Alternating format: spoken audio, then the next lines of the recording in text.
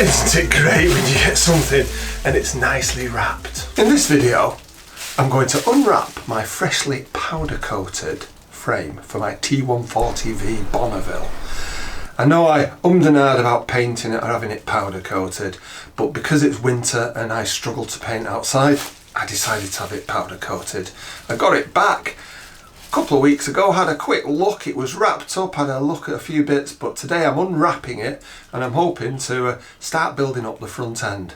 Quite exciting this. I have seen different parts of it and I think I'm going to be very pleased, but this is the first opportunity I've had to actually get it all unwrapped so that I can have a proper look at it as a whole. It's actually been living in a bedroom. God, I've got a good wife, haven't I?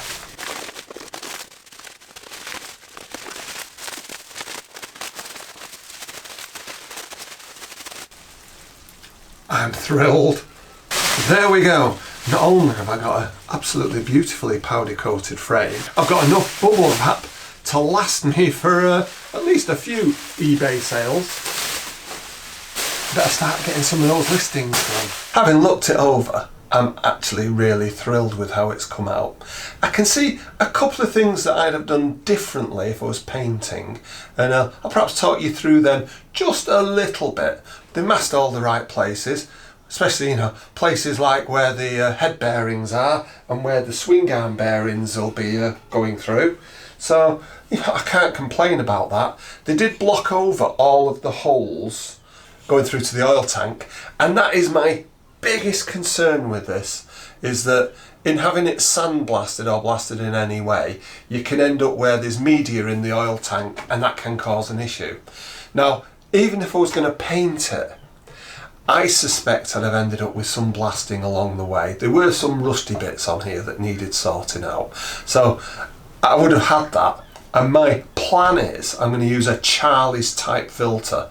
Subscribe now so that you get to see when I fit that. I'm actually going to make my own up. I've seen one that's made with a bigger filter cartridge rather than those B40 ones, and I'm going to give that a go. So that'd be worth having a watch for. The main thing I'd have done differently, and it's nothing to do with the powder coaters this, it's how Triumph originally made it, was I would have possibly, when I'd got to the priming stage, knocked a lot of these little weld splatters off the actual frame in various places, because there are quite a lot. And overall, doesn't make a big difference, and if you were doing an authentic restoration, you probably should leave them, because this is how the Triumph welders left it. But I'm really thrilled with this. I really can't complain. They've done a great job, and you can still see the frame number absolutely perfectly, so it's better than new, I'd say. I've wondered why I've put the frame on the stand this way around rather than where the wheel would go at the other end.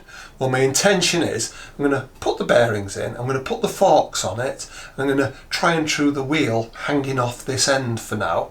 So obviously I'm going to lower it down and I'm going to strap it to this bench really firmly so that it doesn't come tumbling off.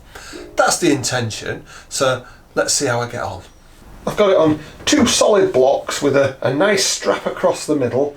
Put the towel underneath it to hopefully stop marring the powder coat that we've done.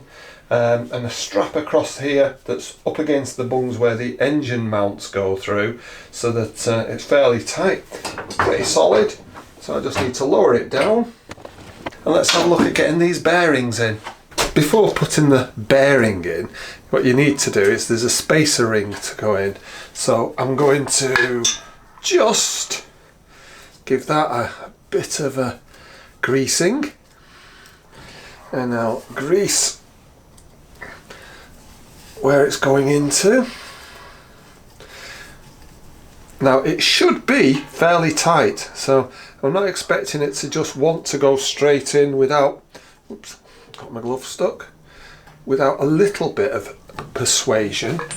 The way I'm going to persuade it is I've got one of these rings from the Vivo kit, and that's lovely. So useful having something that's just the right size. As you can see, I've chosen a tube that fits onto the inside of the race, but actually will fit inside as well. so that as it pushes it in, it doesn't get stuck. When you're doing this frequently using the old bearing, you've then got to find a way of getting the old bearing out. So I'm going to put a bit of grease on this and then I'll put it all together.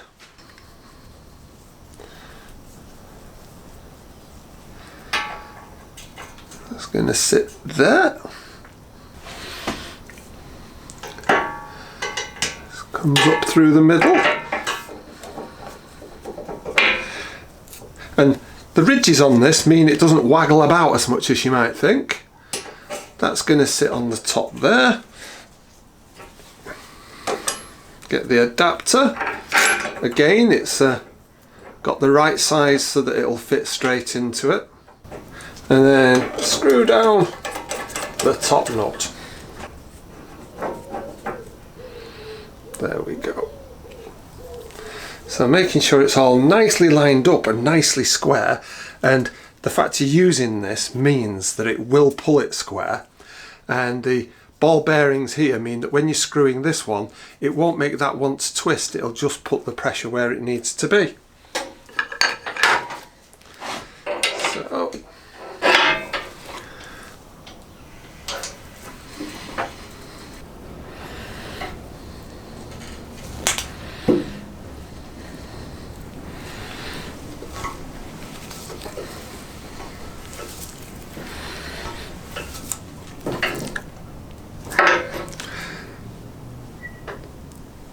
do it up tight, slacken it back off.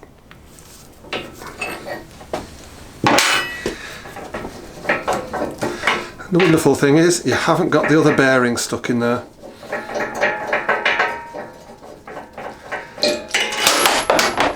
That made that so much easier. And now I've got it in all the way, I'll just give it a little bit more grease on here before I actually put the final bearing in. This is looking good.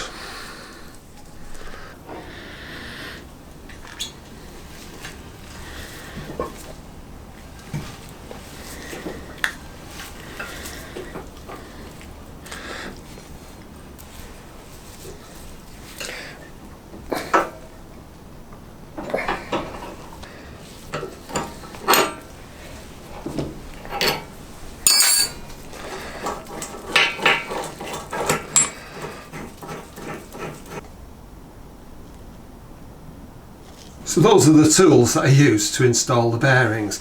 Two 22 spanners, two adapters, and this threaded rod, which has actually got a much better thread on it than normal threaded rods, with the two ends, just to pull them in.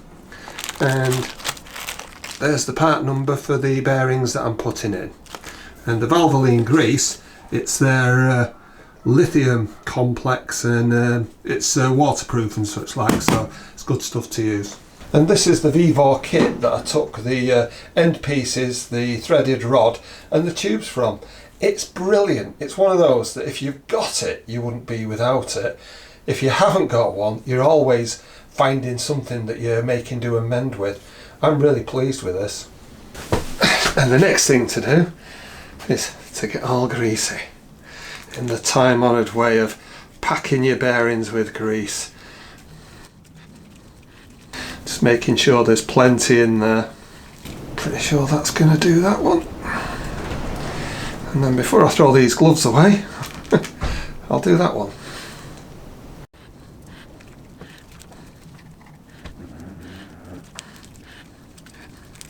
It's always a mucky job, this.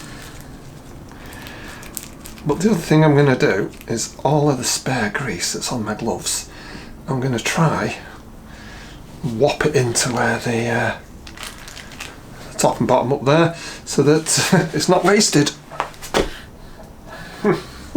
You can't win. Whatever you do, it just gets everywhere. Oh, bloody hell. So before I can put the bottom yoke in, I've got to put the bearing on it, which I've nicely greased up. So there's nothing goes underneath it. Just slip it on there. Oh dear.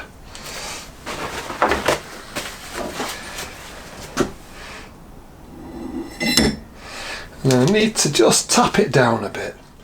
That can all go on there. So I'm going to use the old bearing and a fork stanchion and a big hammer.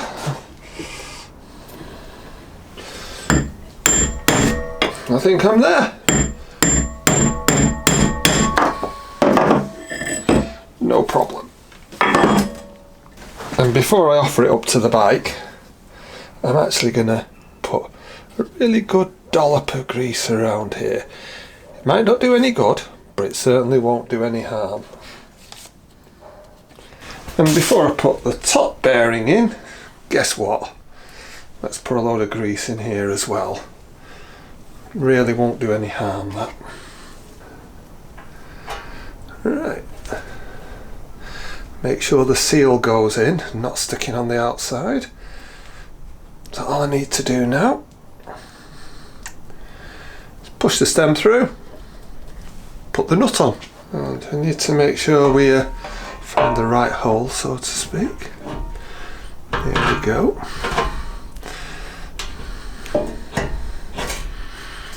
We've got a fair bit of grease coming out with that. Let's just take that off. We'll find a home for it in a minute. And then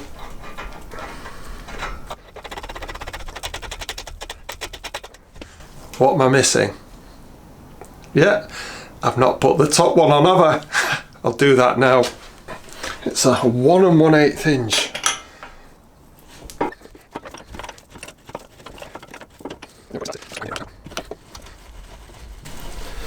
Now I suspect I'm going to look for some washers to go on here, so I'm not going to get overly stressed at the moment about how it goes on. I've seen where you sometimes have to use 2 or 3 washers, sometimes you don't have to use any, but we'll see.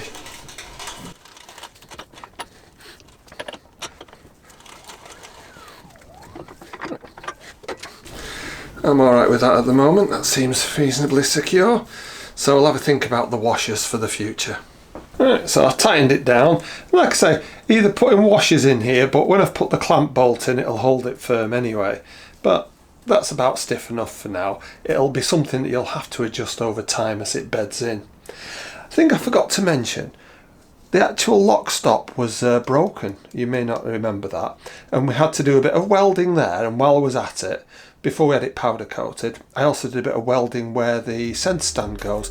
Here's how we did that.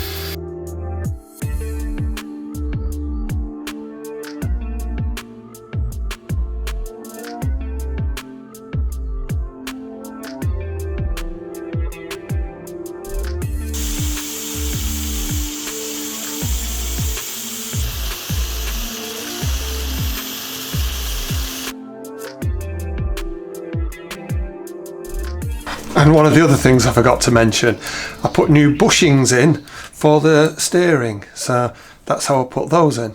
The Metalastic, or whatever they call them, bushes that I'm going to use are these ones. They're Wassel ones. I can't see why there'd be any issue really with them. And to replace them to go into there. Now I have actually got the tool for driving these in, so let's get them out. I've had that warming up and I've had these in the freezer, so hopefully they'll go in quite easily. It's not necessarily the firmest thing to put them on here, but I'm pretty confident it should go in all right.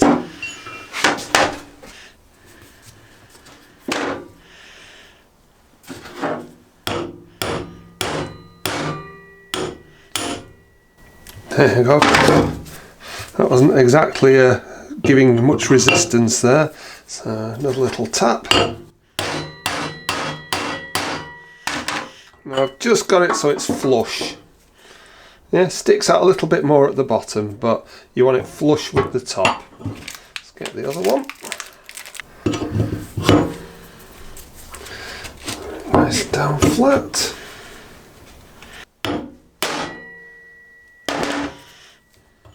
And again, I just want it level, flush with the top. So, pretty pleased with that. I'll put a link to this tool in the description, but if you've got a lathe, you might want to turn your own up. So that part is about 9.5mm, I would say, 9.4. That part, 18. And it is about 25mm long. So if you've got a lathe, you can turn one up or look at the link and buy one of those tools. So that's how I got the frame to where it is at the moment. And as you've seen, we did a bit of welding, we've had it powder coated, and unfortunately this bit of video is actually being made about 6 weeks after the previous things that you've seen, perhaps even a bit longer, because other things came up and it went a bit on the back burner. But in the meantime, oh, you have seen me building wheels and such like, and now I've got tyres on as well. So in the next video, I'm turning this into a rolling chassis. So you should subscribe and follow along, because once I've got wheels on it and I can sit on it and go brum brum brum, I may be actually inspired to get more work done on the engine.